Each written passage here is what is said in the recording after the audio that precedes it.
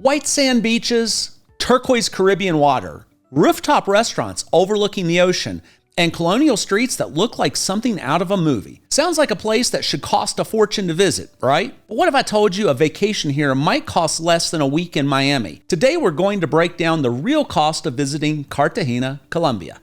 We'll look at flights, hotels, and Airbnbs, food, transportation, and even boat trips to some of the most beautiful islands in the Caribbean. And by the end of the video, I'll show you what a full week in Cartagena actually costs. Because when I added everything up, the number honestly surprised me. If you're new here, my name is Matt, the Americano, and this is where we explore what it's really like to travel, live, and retire in Colombia. If that sounds interesting, make sure you hit that subscribe button, because every week we break down life in one of the most fascinating countries in the world.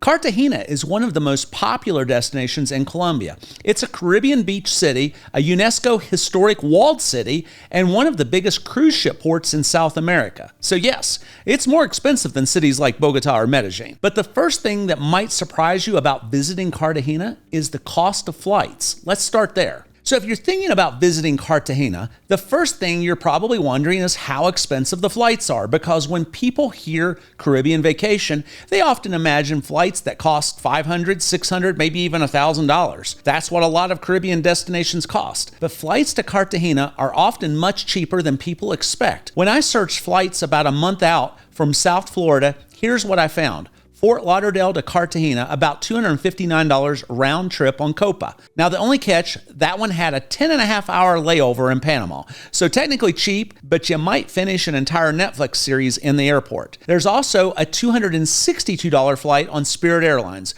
which sounds great until they start charging you extra for a carry-on, a glass of water, oxygen, basically anything they can think of. And have you experienced the cushion on a Spirit Airlines seat? Or should I say the lack of cushion? Sorry, Spirit, but there are plenty of normal flights too.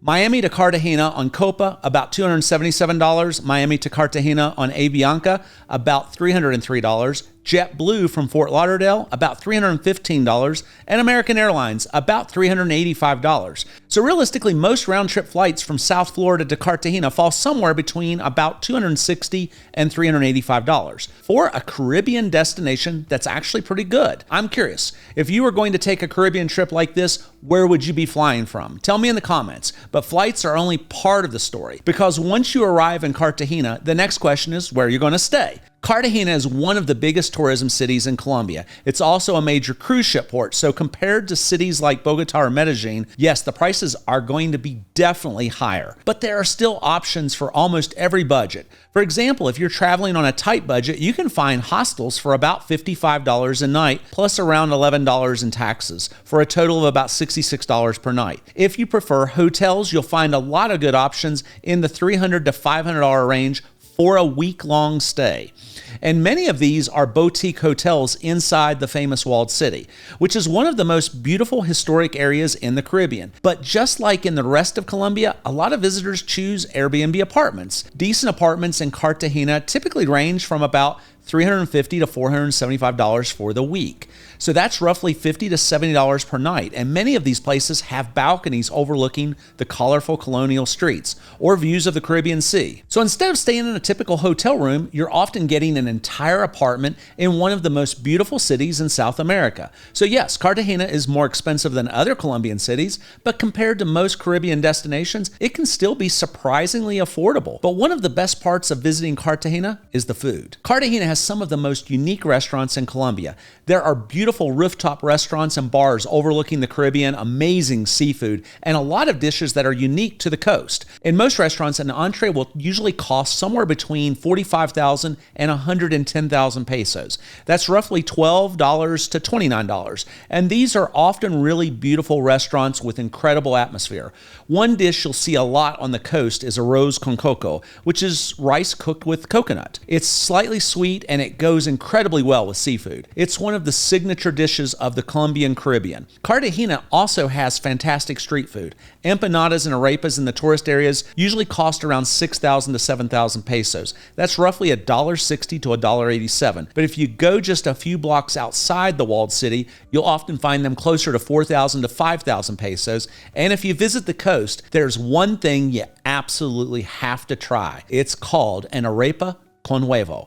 It's basically a fried corn arepa stuffed with an egg inside. And I'll be honest, that might be my favorite street food in all of Colombia. So imagine spending the evening walking through the colorful streets of Cartagena, eating incredible seafood, drinking cocktails on the rooftop overlooking the ocean, and realizing it costs much less than most Caribbean destinations. Let me ask you something. If you were visiting Cartagena, would you rather spend your time exploring the restaurants and rooftop bars or eating street food like the locals? Tell me in the comments. All right, so flights, housing, and food are all pretty reasonable, but what about getting around Cartagena? Quick thing before we keep going. Bogotá Nomads dinner, April 30th, 6 p.m., new restaurant.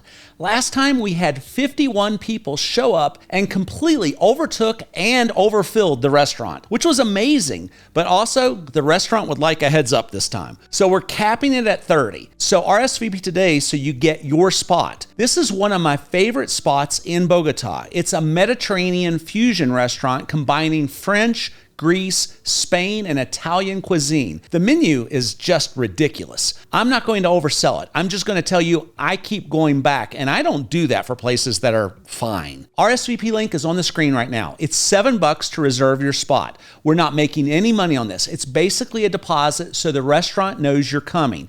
You show up, we hand you 20,000 pesos cash at the door. You pay for your own food and drink. Good food, good people, no agenda, 30 spots. Once they're gone, they're gone. If you're in Bogota on the 30th, come eat with us. One thing that surprises a lot of visitors in Cartagena is that most taxis aren't metered. So before you get into the car, it's always a good idea to ask the driver how much the ride will cost. Locals do this all the time. There are also several ride apps available. Uber works here, and it's one of the easiest ways for visitors to get around. Most rides within the city usually cost somewhere between 15,000 and 35,000 pesos. That's roughly $4 to $9. Another interesting option in Cartagena is an app called InDrive. With InDrive, you actually suggest the price you're willing to pay, and drivers can either accept or decline your offer. It's a pretty unique system, and a lot of locals use it. So overall, getting around Cartagena is pretty simple, and because many of the main attractions are close together, you may not even need transportation that often. If you're staying inside the historic walled city, a lot of your time might just be spent walking through the colorful streets, stopping at cafes, and exploring the city on foot. But one of the biggest reasons people visit Cartagena is what's just offshore. Just a short boat ride from the city are some of the most beautiful beaches in Colombia. The Rosario Islands and Barú are famous for their clear Caribbean water, white sand beaches, and incredible snorkeling. If you just want to spend the day relaxing on a beach, you can take a boat to one of the islands for around 20,000 to 60,000 pesos. That's roughly $5 to $16 for the boat ride. Once you arrive, most islands have beach clubs and restaurants where you can spend the day. If you want a little more adventure, there are also full island tours. For around 250,000 pesos, about $66, you can take a boat to the Rosario Islands, go snorkeling in the crystal clear water, then head to Barú for lunch and relax on the beach. These tours usually last about 5 to 6 hours, and they're all inclusive. There are also simpler options. For about 100,000 pesos, which is roughly $26, you can take a boat to Barú, spend the day on the beach, and often have lunch included. Again, usually about 5 to 6 hours. So imagine spending the morning exploring the colorful colonial streets of Cartagena, then hopping on a boat and suddenly you're swimming in crystal clear Caribbean water. It's one of the reasons Cartagena has become such a popular vacation destination. I'm curious, if you were planning a trip like this, would you spend more time exploring the historic city or more time out on the islands? Tell me in the comments. But let's bring everything together, because the big question is, what does a vacation in Cartagena actually cost? If someone from the United States wanted to take a 1-week Caribbean vacation in Cartagena, what would it actually cost? We looked at flights, places to stay, restaurants, transportation, and even island trips. So here's what the math looks like. For a budget traveler, if you're traveling on a tight budget, the numbers can actually be surprisingly reasonable. Flights around $300, hostel around $200 for the week, food around $150, transportation $50, island activities around $100. So a budget traveler could realistically spend about $800 for the entire week. But most people visiting Cartagena probably want something a little more comfortable. So think about a flight around, say, $320, an Airbnb or a hotel around $400, restaurants and cocktails, we'll say $250, transportation around $80, island tours, we'll call it $120. So a comfortable vacation in Cartagena could cost around $1,170 for the week. And of course, you can always spend more if you want a more upscale trip. Think luxury vacation. A flight would be, say, more closer to $400. A luxury hotel around $900. Restaurants and cocktails, we'll call it $500. Transportation, say $100. Activities and tours, $250. And that gives a total of $2,150. And this is the moment where a lot of visitors have the same realization.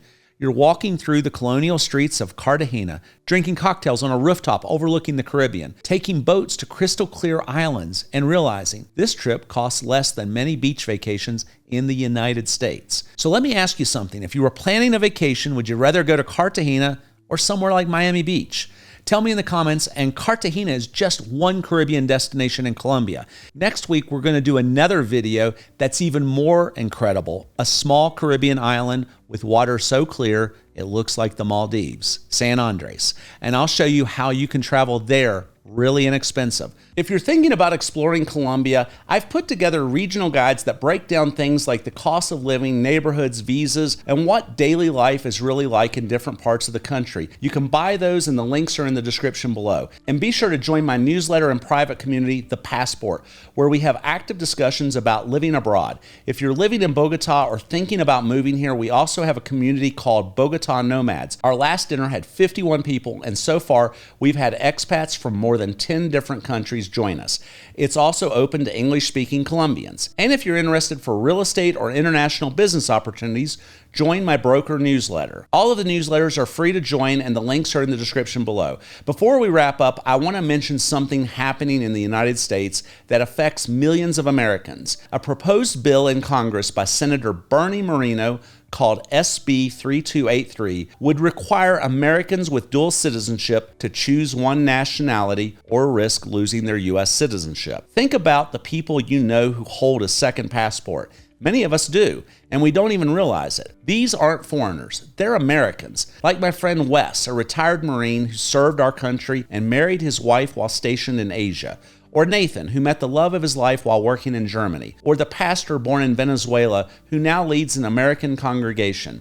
Or Marco, who runs a pizza shop in New York while honoring his Italian ancestry. Millions of Americans have connections to other countries through family, marriage, or heritage. These are the people Senator Bernie Moreno's Exclusive Citizenship Act bill would target. He wants to force them to renounce their heritage or lose their citizenship. But here's the kicker. Moreno himself wasn't even born in the U.S. He was born right here in Bogota, Colombia. We have so many freedoms in the U.S., which is why we're called the land of the free. Why does a man who was born abroad want to take your freedom away? Let's stop this bill. Go to citizenshipfreedom.org and donate today. Every little bit helps. Thanks for watching. I'll catch you in the next video. Take care.